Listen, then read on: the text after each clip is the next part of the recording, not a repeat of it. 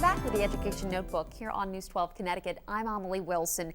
A group of jazz musicians in Greenwich has teamed up with the Bridgeport public school system, giving concerts, even hosting summer music camps. In addition, Backcountry Jazz raises money to buy instruments for students and then gives them private lessons.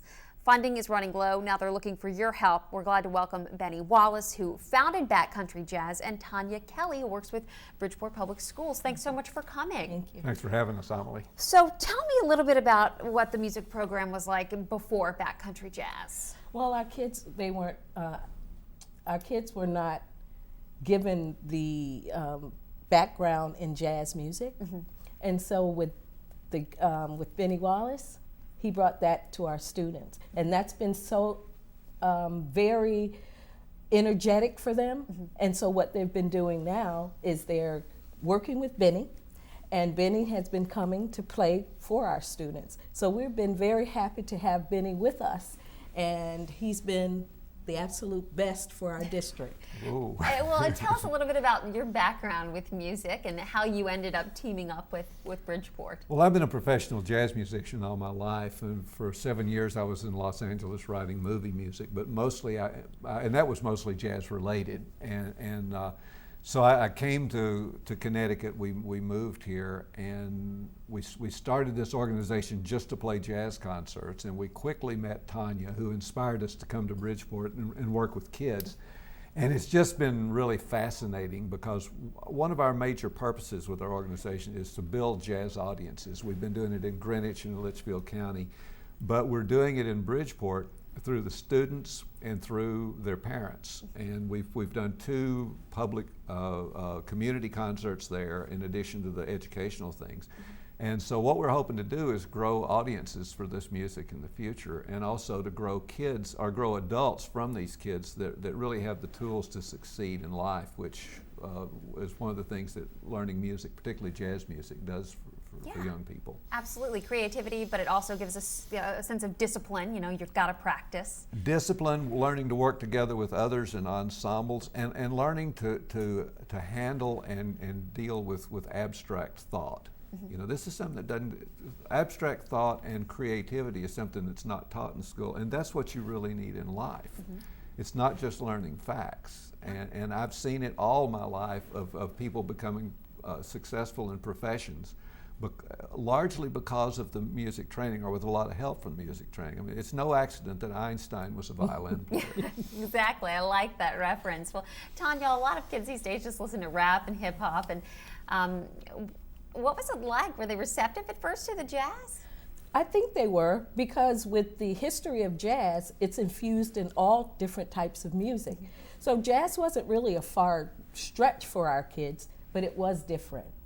They're used to they weren't used to jazz, like you said, hip hop. So we tried to give them other genres of music to listen to, and jazz just so happened to be, you know, one that, because of Bennie, he brought that to us, and our kids have benefited from it. Very cool. And yeah, tell me more. We brought an 11-piece jazz orchestra to the Quick Center last year, and we played for over 1,000 Bridgeport kids. Wow. Yeah. And they saw 11 adults up there having fun, and they started having fun. We had a ball playing for these kids, and the interaction was incredible.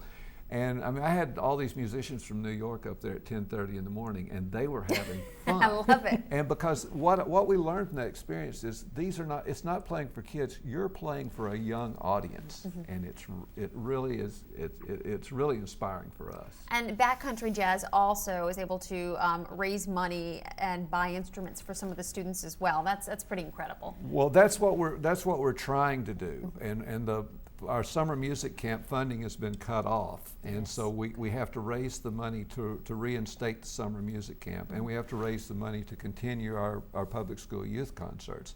And these are the 2 key elements of our overall plan that Tania has formulated with us to start the kids in the 3rd or 4th grade of becoming aware of this music and hearing what it is on a high level. Then having the training to really learn to play an instrument and learn to play jazz through that. Have a summer music program where they get to keep their instruments in the summer and they don't have to turn them back in and lose 3 months.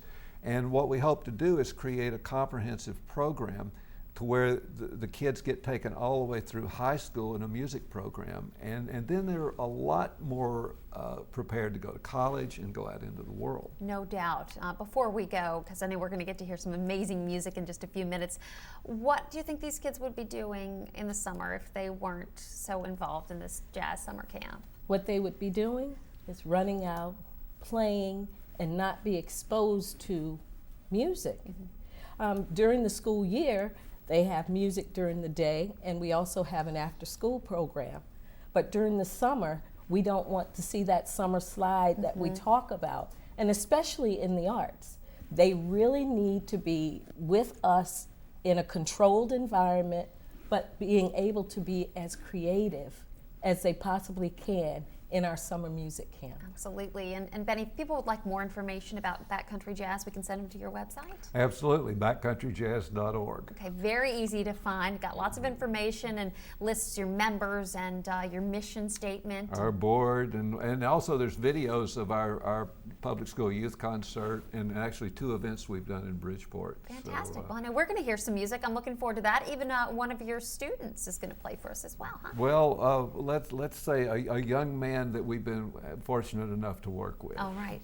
Musician, we'll say that. All right, thank you very much again, Bennie and Tania. This is a great program. Thank you, Amelie. And when we return, a performance by some Backcountry Jazz members, only on News 12 Connecticut.